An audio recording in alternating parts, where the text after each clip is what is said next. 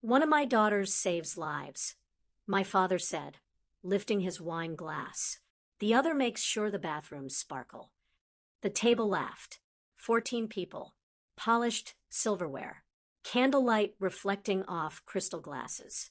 And my 8-year-old daughter sitting beside me. She leaned closer and whispered, "Mom, why is that funny?" That question hit harder than the joke. I smiled at her gently. "It's not," I said softly. But I didn't stand up. Not yet. To understand why I stayed quiet that night, you have to go back 6 years, to when I came home with nothing but a suitcase and a child who kept asking why Daddy didn't answer the phone anymore. My marriage didn't end with a dramatic fight. It ended with bank alerts, withdrawals, transfers, zero balance. 2 weeks later, divorce papers arrived. I moved into the small guest cottage behind my parents' house. My father didn't hug me when I arrived. He just said, "Temporary. Don't get comfortable." Temporary lasted 6 years. The cottage had cracked tiles and a heater that only worked if you kicked it twice. But it was rent-free, and rent-free meant survival. I started cleaning houses because it was the only work I could get quickly. At first, it was just vacuuming and dusting. Then I noticed something. The largest houses in town didn't belong to locals. They belonged to seasonal residents, executives, investors, developers. Their properties sat empty half the year, and empty homes still break. Pipes burst, gardens die, security systems fail. So I started offering more than cleaning. Inventory checks, contractor coordination, storm inspections. I stayed up at night watching YouTube videos on property management laws. I took an online certification course after Emma slept. 3 months in, a contractor I recommended overcharged a client by $18,000. The client blamed me. I had to repay half of it from my savings to keep my reputation intact. That was the first time I almost quit. I cried in my car behind a grocery store so Emma wouldn't see. But I didn't quit. I restructured everything. Contracts, liability clauses, background checks. By year 3, I had 7 estate oversight contracts, small but steady. By year 5, I had 15 full-service management agreements averaging $160,000 annually depending on property size. That revenue wasn't profit. Staff salaries, landscaping teams, insurance, security monitoring, legal retainers, it all added up. But it was real, and it was mine. The only person who knew the full picture was my Aunt Miriam, my father's younger sister. He hadn't spoken to her in 12 years after she divorced publicly and embarrassed the family. She reviewed my first contract for free. "Don't build something fragile," she told me. "Build something that survives storms." I listened, and now, 6 years later, the man my father was desperate to impress at Thanksgiving was one of my clients. He just didn't recognize my last name. Not yet. And when he did, this dinner wouldn't end the way my father expected.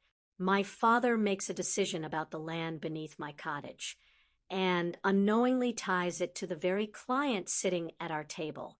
2 months before Thanksgiving, my father knocked on my cottage door. "I'm selling the back parcel," he said. "Developers are offering strong numbers. The back parcel, the land under my cottage.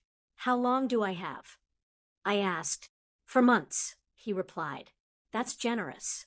The buyer? Crestmont Development Group. My stomach tightened. Crestmont was one of the regional firms whose mountain properties I managed through subcontract agreements. I handled maintenance for 3 of their luxury estates. Their CEO, Daniel Hawthorne, attended quarterly calls with me. He knew me as Tessa Morgan, my married name, not O'Neill.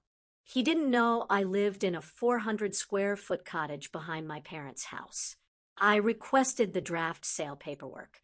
Buried inside was a clause stating the property would be delivered vacant at closing. "You told them no one lives here," I said. It's not their concern, my father replied sharply. It will be vacant. Here's what he didn't realize. Developers conduct occupancy verification during due diligence, utility usage, inspection access, title disclosures. Eventually, it would surface, but by then, I would already be displaced. That same week, my sister Claire showed up unexpectedly. Her mascara was smudged. Daniel left, she said. He moved out last month. Claire had always been the golden one. Medical school funded, wedding paid for, house gifted as a down payment. Now she looked smaller somehow. I've been pretending everything's perfect, she admitted. I didn't want Dad to think I failed. She had $210,000 in student loans and a mortgage she couldn't cover alone. For the first time, we weren't competing. We were just two women trying to survive expectations. Meanwhile, something else was moving behind the scenes. 3 months earlier, I'd been interviewed for Regional Business Quarterly's Emerging Leaders issue. Publication timing depended on ad cycles and print scheduling, and they had confirmed a November release. Thanksgiving week. High circulation. I didn't tell my parents, not because I was hiding, but because I was tired of explaining myself. Then my father announced something at Sunday dinner. I've invited Daniel Hawthorne to Thanksgiving, he said proudly. Big opportunities. My fork paused midair. The client, the land, the dinner, everything was about to collide. And my father had no idea the person he was trying to impress already trusted me with multimillion-dollar assets. The only question was, when the truth surfaced, who would feel smaller? In part 3, Thanksgiving begins with a familiar joke. But this time, I don't stay seated. Thanksgiving arrived cold and bright. 14 guests. Roasted turkey. My father glowing with anticipation. Daniel Hawthorne sat 2 seats away from him. He nodded politely at me. He didn't recognize me immediately. Different setting, different context. Then came the toast. One daughter is a respected surgeon, my father began. The other keeps the community tidy. Laughter. Emma's hand squeezed mine. And this time, I stood. I'd like to clarify something, I said calmly. Silence rolled across the table. I don't clean houses anymore. I operate a residential estate management firm overseeing 15 properties across 3 counties. Daniel's eyes sharpened. We coordinate vendor contracts, insurance compliance, renovation oversight, and security audits. I continued. Last year, our gross management revenue exceeded $2.4 million. After payroll and operational expenses, margins are modest, but stable. Daniel leaned forward. Willow Crest Estate Management, he asked slowly. Yes. Recognition flashed. You manage our Aspen Ridge properties. Yes. The air changed. My father blinked rapidly. You never mentioned. You never asked, I replied. Then Daniel said something that shifted everything. Wait, the parcel you're selling me, that's where you live? Silence confirmed it. Daniel's expression cooled. My acquisition team hasn't completed occupancy review yet. This changes things. My father tried to laugh it off. It's a temporary arrangement. Daniel shook his head, slightly. Transparency matters. Across the table, Claire stared at me, not with jealousy, but something else. Respect. Then my Aunt Miriam placed a magazine on the table. Regional Business Quarterly. Full-page feature. My face. Headline bold. Building Quiet Empires. Guests began whispering. The humiliation wasn't explosive. It was surgical. Within 20 minutes, dinner dissolved into awkward goodbyes. Daniel paused before leaving. We'll revisit the land discussion, he said evenly, but his tone suggested reconsideration. My father's dream deal was suddenly fragile, and for the first time in my life, I hadn't defended myself. I had simply told the truth. The town reacts, and my father realizes reputation cuts both ways. In small towns, Silence travels faster than gossip. By Sunday, everyone knew, not just that I ran a company, but that my father had misrepresented occupancy during a pending land sale. The deal didn't collapse immediately. It stalled.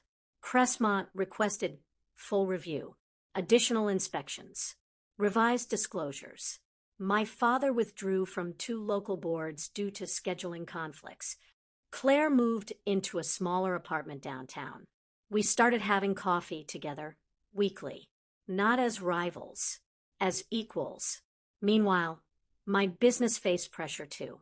One long-term client decided not to renew, concerned about public complications. Revenue projections dipped by nearly $300,000. For the first time in years, I felt instability again. Growth isn't a straight line. It never was. But something unexpected happened. 3 weeks after the article, 2 new estate owners reached out, citing the feature. Referrals replaced losses. Not dramatically, gradually. One evening, my father called. "You embarrassed me," he said. "I answered a joke," I replied. Long pause. "I thought pushing you made you stronger," he admitted quietly. There it was. Not an apology, but an explanation. He had grown up poor. Status was survival to him. He believed shame produced ambition.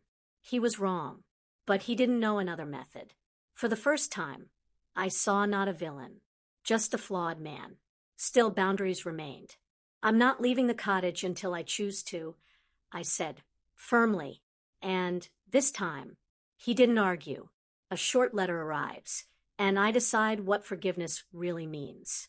In early spring, I received a handwritten envelope. Inside, "Tessa, I see you clearly now. Dad." 7 words. Simple, unpolished, but deliberate. I didn't cry. I folded the note and placed it in a drawer. Forgiveness isn't loud. It's measured. Crestmont eventually revised their land offer, factoring occupancy relocation costs transparently. I negotiated a timeline that worked for me.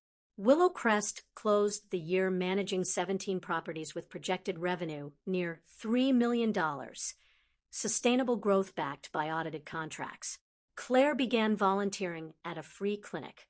She said it reminded her why she chose medicine in the first place. One evening, Emma told her friend at school, "My mom runs big houses."